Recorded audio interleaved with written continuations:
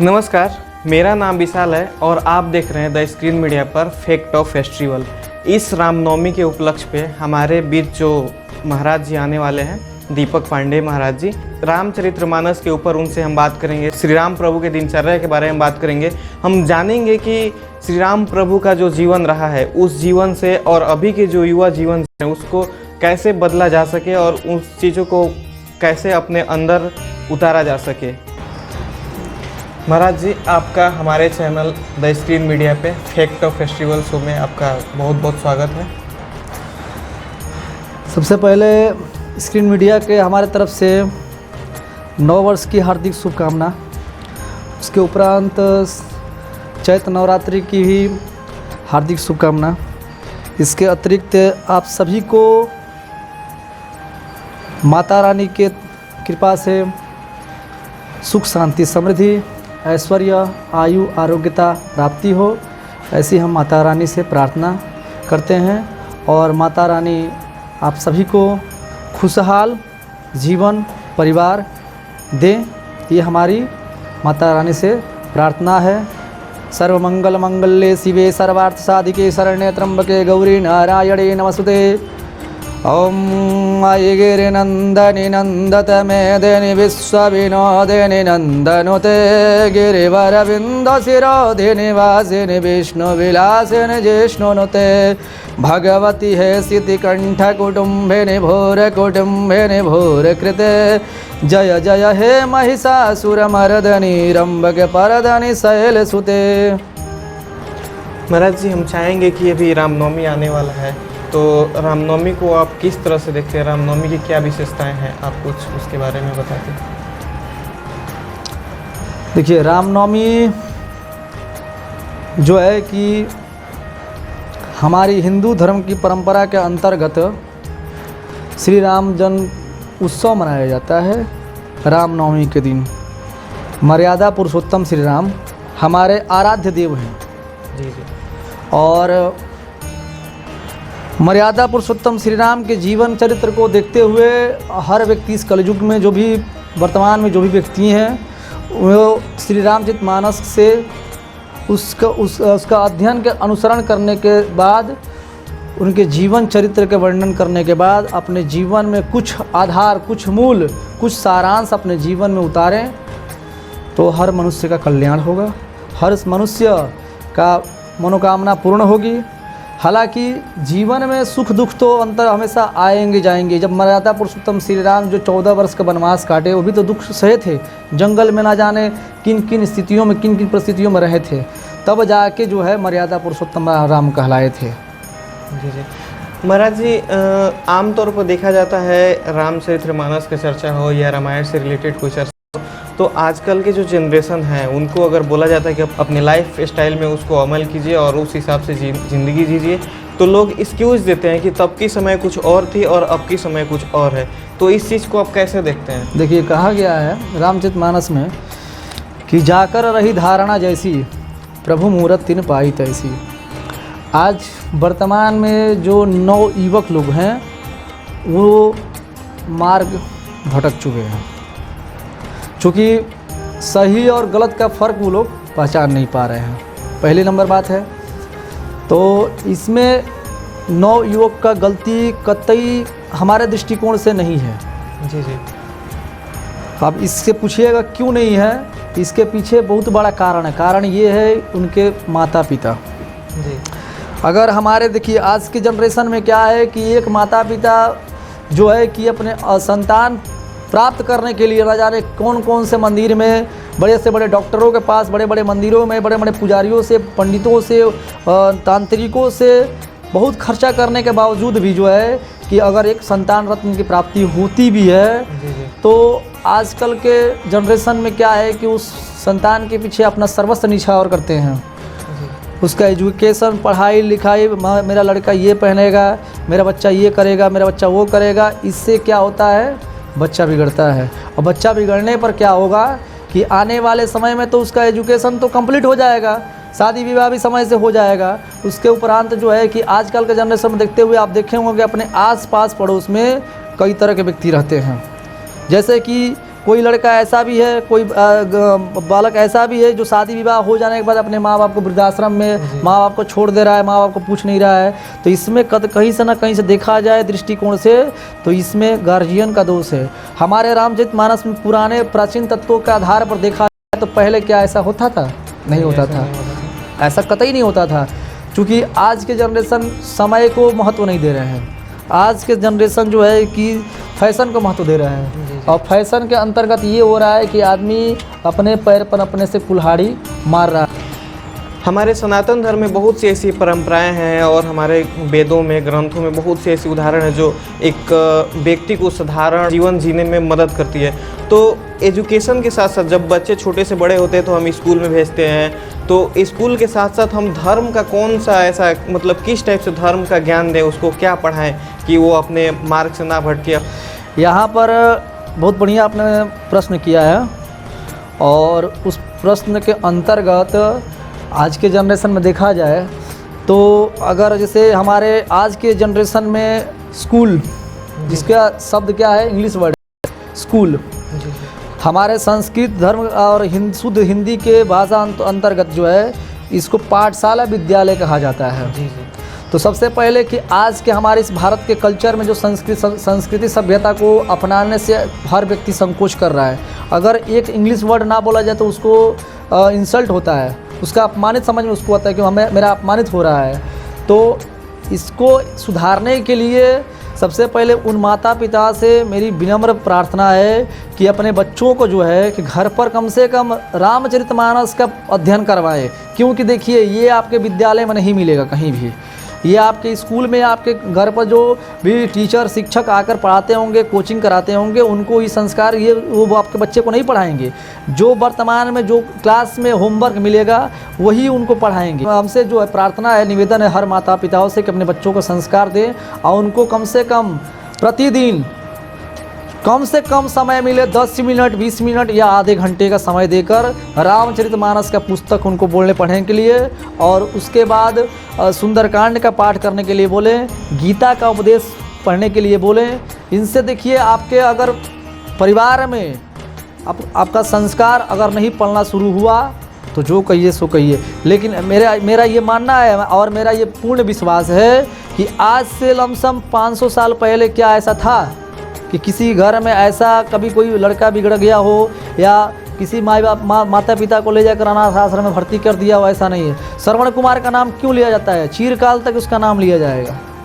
तो सबसे आज के जनरेशन में महत्वपूर्ण चीज़ है कि अपने कार्यक्रम को करते हुए हर व्यक्ति को ये अनिवार्य है कि अपने धर्म को अपने समझे, सनातन संस्कृति को समझे। ऐसा नहीं है कि हमारा धर्म हम पर बोझ है। कहा गया धर्मो रक्षति रक्षितः, अगर धर्म को हम रक्षा करेंगे तो धर्म हमारी भी रक्षा करेगी। प्रभु श्री राम का नाम जितना लिया जाए उतना कम है, वो आदि काल में अनंत है।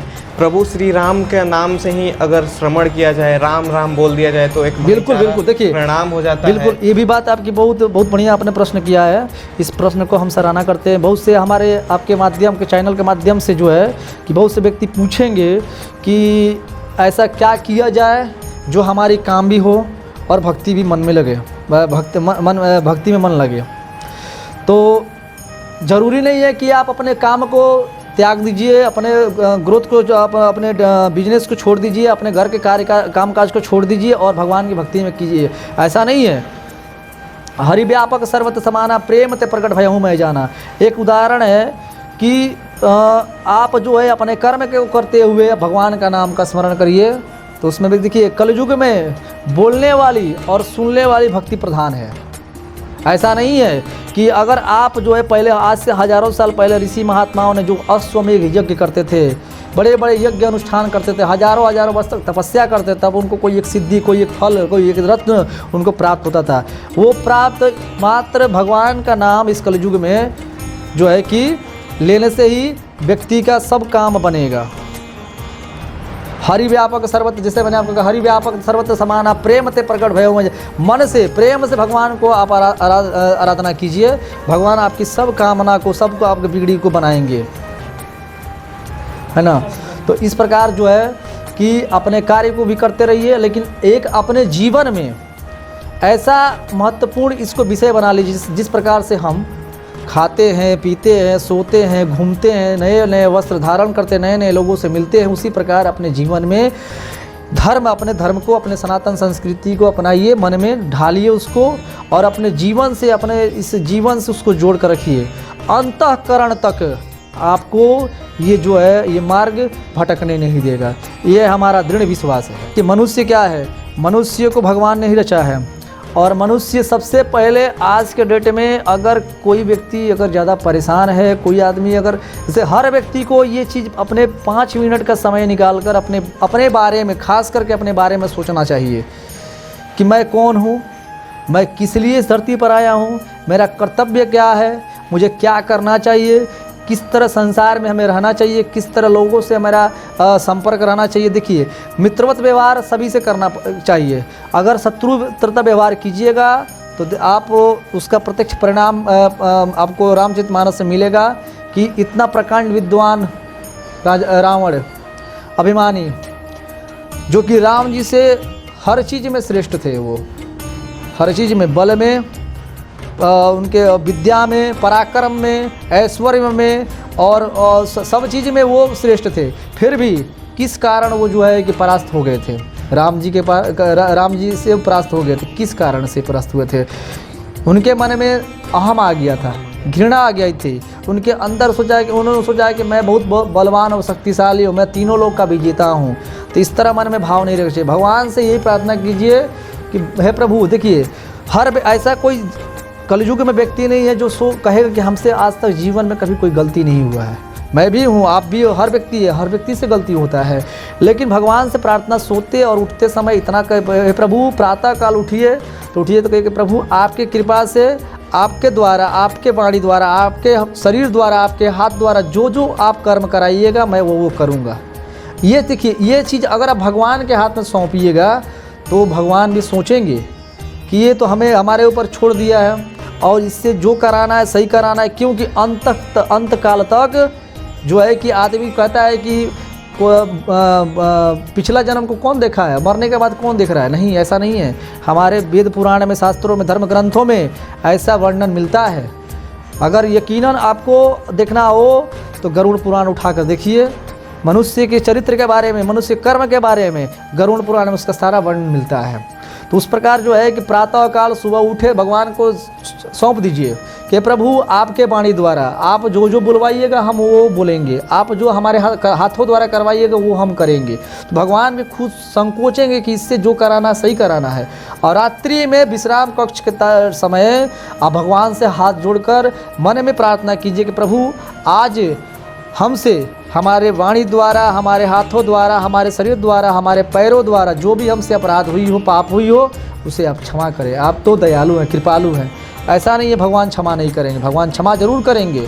अंत समय में भगवान ही काम आएंगे।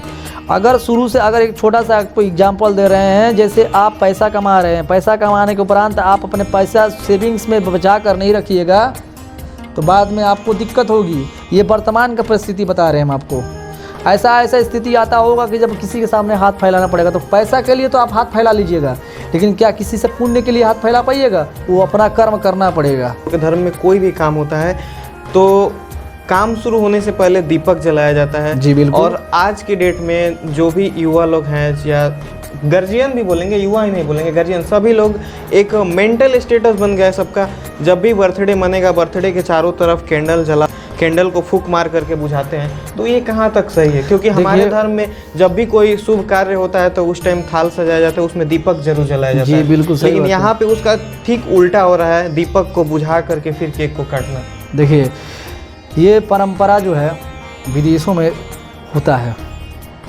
जैसे आज के वर्तमान की स्थिति आपको बता दें कि हमारी हिंदू भारतीय संस्कृति सभ्यता जो है विदेश अपना रहा है। इंग्लैंड में देखिएगा, इंग्लैंड के काफ़ी महिलाएं, काफ़ी पुरुष हों। हमारे वृंदावन, उत्तर प्रदेश क्षेत्र में वृंदावन में वो लोग जो है, एक लेडीज़ है, औरत है एक, जो आज के वर्तमान समय में ये सत्य घटना आधारित है। आप कहिएगा तो आपको हम दिखा भी देंगे। लेकिन वो आज के डेट में अपने करोड़ों का प्रॉपर्टी, घर, संपत्ति छोड़कर वृंदावन में आज उस संस्कृति को अपनाकर चंदन टीका धारण किए हुए और सिल्क साड़ी पहने हुए और एक कुटिया में रहती हैं और छोटे छोटे गरीब अनाथ बच्चों को संस्कृत का पाठशाला में श्रीमद् गीता का उपदेश सुनाती हैं और पढ़ाती हैं। वो आपने जैसे अभी कहा है कि दीपक बुझा के, तो हमारे संस्कृति में कहीं भी आप देखे होंगे पूजा पाठ छोटा से लेके बड़ा तक सबसे पहले क्या होता है, दीप प्रज्वलित होता है। चंद्रमा मनसो हो जात चक्षुः सूर्यो जायत श्रोता दवायस्य प्राणस्य मुखादग्निरजायत।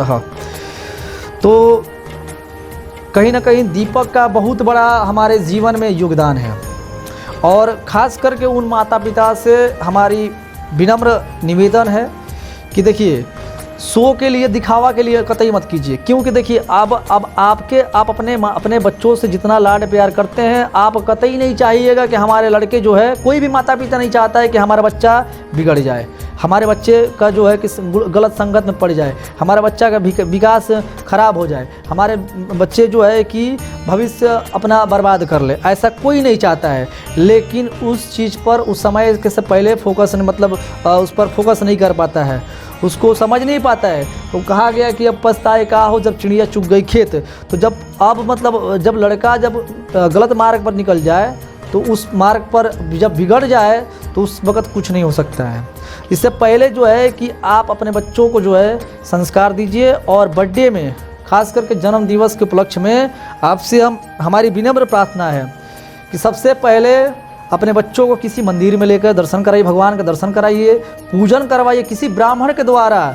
ये मैं नहीं कहूँगा कि आप अपने सामर्थ्य के अनुसार कुछ पैसे लेकर उनके भविष्य उज्जवल कामना करते हुए अपने बच्चे के हाथ से संकल्प करा लीजिए कि हे प्रभु, आपके द्वारा आपके इस मंदिर प्रांगण में हमारे बच्चे का भविष्य उज्जवल हो और हमारे बच्चे का आप सुरक्षा कीजिए, अपने भक्त का रक्षा कीजिए। आप भक्त बना दीजिएगा अपने बच्चे का, भगवान के हाथ में जीमा रहेगा, भगवान उनको हमेशा उन पर नज़र रहेगा भगवान का।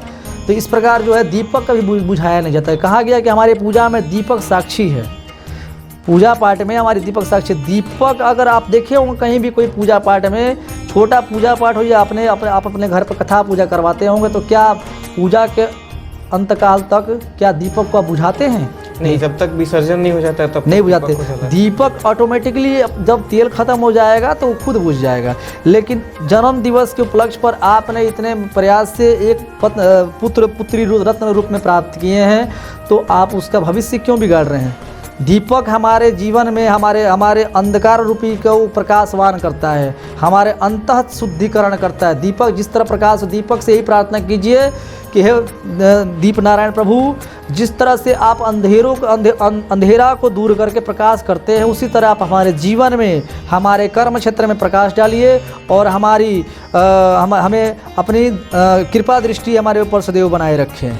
तो इस तरह से जो है कि अपने बच्चों का जन्मदिन मनाइए और दीपक कतई नहीं बुझाइए। हम ये नहीं आपसे कहेंगे कि आप केक मत काटिए, लेकिन सबसे पहले अगर आप अपने बच्चों को वाकई में प्रेम करते हैं तो सबसे पहले उनको प्रातःकाल स्नान कराकर नए वस्त्र धारण करके अपने नज़दीकी किसी मंदिर हो जहाँ पर आपकी श्रद्धा हो रही हो, वहाँ पर जाकर किसी ब्राह्मण द्वारा अपने सामर्थ्य अनुसार, नहीं हो पाए ऐसा कोई दिक्कत नहीं है, हाथ में जल लेके ब्राह्मण द्वारा संकल्प करा ले कि हे ब्राह्मण देवता, हमारे बच्चे के भविष्य की उज्जवल कामना के लिए आज इनका जन्मदिन है, इनका कोई संकल्प करते हैं, आशीर्वाद। जी, और एक चीज़ मैं और आपसे पूछना चाहूँगा क्योंकि टाइम का भी अभाव होगा आपके पास। जी, ये जो आजकल जब भी मूर्ति पूजन होती है, मूर्ति विसर्जन के बाद जब मूर्ति को विसर्जन करने के लिए ले जाया जाता है पानी में, उस टाइम आगे आगे मूर्ति जाती है और पीछे पीछे युवा लोग ऑर्केस्ट्रा के साथ अश्लील गाने पे नाचते हुए जाते हैं। तो इस चीज़ को मतलब क्या संदेश देना चाहेंगे? देखिए, ये कहीं ना कहीं मानसिक और समाज पर बुरा प्रभाव डाल रहा है। जिस तरह से देखिए अपने नेत्रों द्वारा जो चीज़ देखेंगे, देखिए नेत्र ऐसा चीज़ है कि नेत्र अच्छा भी देखता है, नेत्र बुरा भी देखता है। तो कहीं ना कहीं अगर हम मन के विकार को नेत्रों पर कंट्रोल रखें और उसके पर तो हमारी मन एकाग्रस्त रहेगा। और आजकल का वर्तमान में देखा जा रहा है स्थिति, मैंने भी कई जगह देखा है, हालांकि अब वहाँ पर ना किसी को कुछ बोल सकते हैं और ना कुछ कह सकते हैं, ऐसी स्थिति बन जाती है। तो कहीं ना कहीं देखा जाए तो आजकल के जो जनरेशन में सबसे पहले अपने धर्म में, जैसे विशाल जी ने कहा कि अश्लील गाने बजते हैं, इस पर मेरा थोड़ा सा एक और प्रस्ताव रहेगा। जो कि आजकल का फेस्टिवल मनाया जाता है, जो त्यौहार मनाया जाता है, त्यौहार में हमारे हिंदू धर्म के भाइयों से मेरी विनम्र प्रार्थना है कि पहले अपने आप को समझिए, धर्म को समझिए, और धर्म में कहीं ऐसा कोई वर्णन नहीं दिया है कि आप अश्लील गाना बजाएं और मदिरा का पान करें, जैसे शराब का पान करें, और शराब पीने के बाद अपने घर में किसी नाले में किसी रोड के किनारे गिर जाएं, ऐसा कतई हमारे धर्म में कहीं नहीं वर्णन दिया गया है। क्योंकि मैंने कई बार देख चुका है कि अभी फ़िलहाल में अंग्रेजी के हिसाब से जो 1 जनवरी आती है, इसी को हर व्यक्ति नया साल मनाता है, लेकिन हमारी चैत्र नवरात्र के प्रतिपदा को जो है कि कोई अभी आज तक समझ नहीं पाया है। हालांकि माता रानी की कृपा से ये चीज़ का प्रकाश हो रहा है, और कहीं ना कहीं हमारा दृढ़ विश्वास है कि आने वाले समय में इसको व्यक्ति मन से समझेंगे और करेंगे। यहाँ पे मैं आपको रोकना चाहूँगा, कुछ लोग तो इसको बधाई देना चाहते हैं कि लोग बहुत दिनों से इंतज़ार करते हैं कि हिंदी नव वर्ष आएगा तो हम बधाई देंगे, मंदिर जाएंगे, पूजा करेंगे, बट लोग समझ नहीं पाते हैं। अंग्रेजी कैलेंडर सीधा सीधा सबको दिखता है, सबको मतलब रटाया गया है बचपन से एक माइंड सेट, चाहे स्कूल हो, चाहे कॉलेज हो, चाहे शादी विवाह भी हो, तो वो एक लगन पत्रिका पे ही हिंदू प्रतिपदा के हिसाब से डेट मेंशन रहता है, बाकी जगह सारा अंग्रेजी कैलेंडर ही रहता है, तो सब लोग अंग्रेजी कैलेंडर ही फॉलो करते हैं। तो कुछ ऐसा आप युवाओं को बताना चाहेंगे कि हिंदी तिथि को याद रखने में आसानी हो कि कब कौन सा तिथि चल रहा है? जी बिल्कुल, देखिए आज के जनरेशन में, जैसे मैंने आपसे वीडियो के माध्यम से कहा था कि हमारे भारतवर्ष में जो भी पढ़े लिखे बच्चे हैं, लड़के लड़कियां हैं, वो आजकल के डेट में हिंदी बोलने में काफ़ी ज़्यादा गिल्टी फील कर रहे हैं कि हमारी बदनामी हो जाएगी, हमारी अपमान हो जाएगा, तो कहीं ना कहीं हमें इंग्लिश बोलना चाहिए।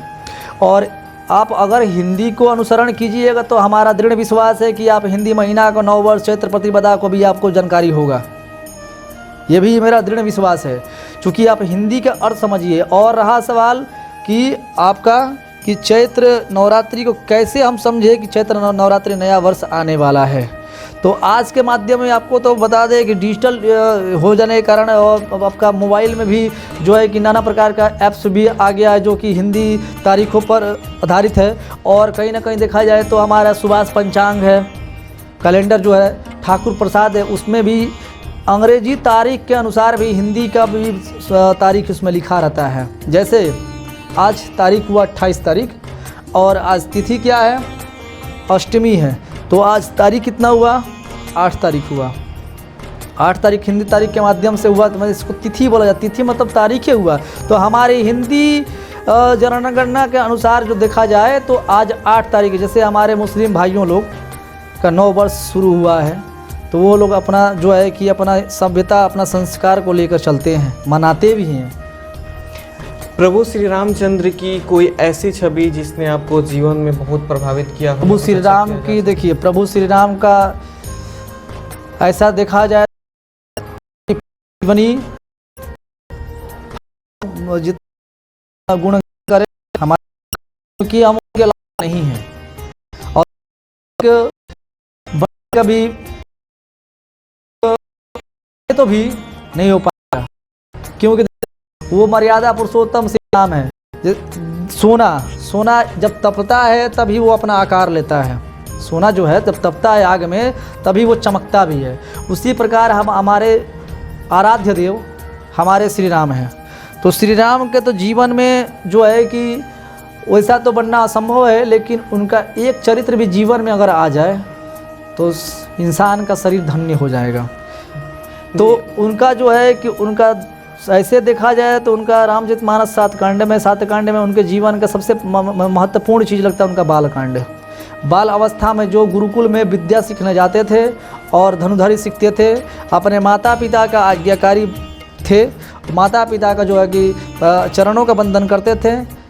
ये हमें बहुत प्रिय लगता है। रामचरितमानस का एक दोहा है जो अभी बहुत विवादित में चल रहा है। अभी शिक्षा मंत्री जो हमारे हैं वो भी इसको गलत बता रहे हैं। ढोल गवार शूद्र पशुनारी सकल ताड़ना के अधिकारी। तो इस पे आप क्या कहना चाहेंगे इसको? देखिए, ये जो आपने बोला ढोल गवार शूद्र पशुनारी सकल ताड़ना के अधिकारी, ये मैंने भी सुना है कि इस पर काफ़ी बहसबाजी चल रही है। लेकिन कहने का तात्पर्य मेरा ये है कि ये जो है कि सुंदरकांड का ये दोहा है। रामचरितमानस जो है सुंदरकांड का पंचम सोपान सुंदरकांड का इसमें चौपाई लिया गया है। और इसका तात्पर्य क्या है कि ढोल गवार शूद्र पशुनारी सकल ताड़ना के अधिकारी।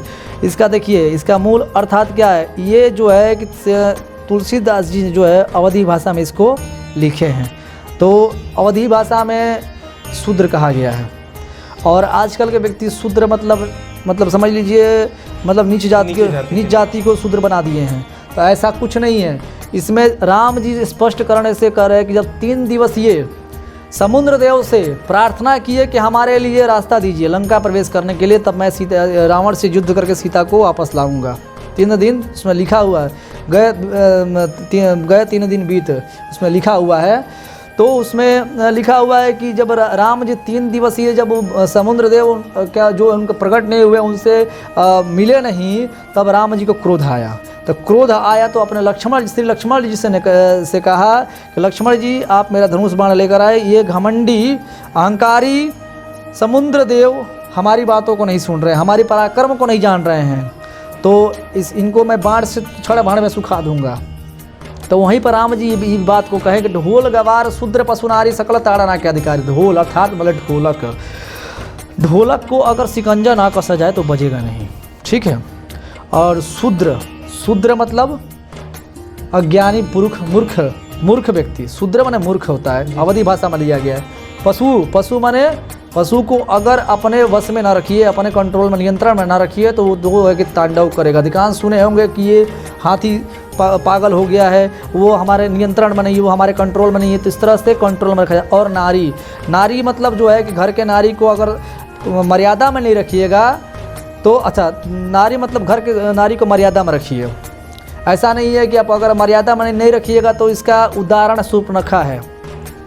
उसका उदाहरण रामचरितमानस का शूर्पणखा है। तो जो है कि और ताड़ना मतलब किसी को मारना नहीं होता है। ताड़ना मतलब समझाना भी होता है। ताड़ना मतलब उनको डांटना भी होता है। ताड़ना मतलब किसी को सकल ताड़ना के अधिकारी, मतलब सब। अब इनको उल्टा आप अर्थ समझिएगा कि सकल ताड़ना सबका मारने का अधिकार है। नहीं, ऐसा नहीं होता है। सकल ताड़ना के अधिकारी अवधी भाषा में दिया गया। सकल ताड़ना का अधिकारी मतलब सबको समझाना, उनको मर्यादा में रखना।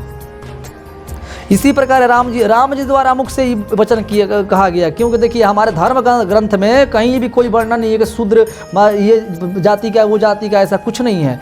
वहाँ पर राम जी के द्वारा अवधी भाषा में इसका व्याख्यान किया गया है। और तुलसीदास जी ने इसको वर्णन किया है रामचरितमानस में। तो ऐसा नहीं है, इसका आप अर्थ गलत निकालिएगा तो उसका परिणाम भी समझ लीजिए आने वाले समय में बुरा होगा। तो किसी भी धर्म ग्रंथ पर आपसे प्रार्थना है हाथ जोड़ के कि हमारे संस्कृति पर, हमारे धर्म ग्रंथ पर कोई भी टिप्पणी ना करें। उसको पहले बढ़िया समझे, मूल रूप से समझे, समझने के बाद उस पर आप टिप्पणी कीजिए। और हमारी धर्म ग्रंथ में ऐसा कोई किसी के बारे में अशब्द भाषा नहीं प्रयोग करता है। जी महाराज जी, आपका बहुत बहुत धन्यवाद जो आप हमें टाइम दिए, हमारे शो में आए। हम आपका आभार व्यक्त करते हैं। चलिए, धन्यवाद। जय माता दी, जय करुणामयी, जय माता महाकाली।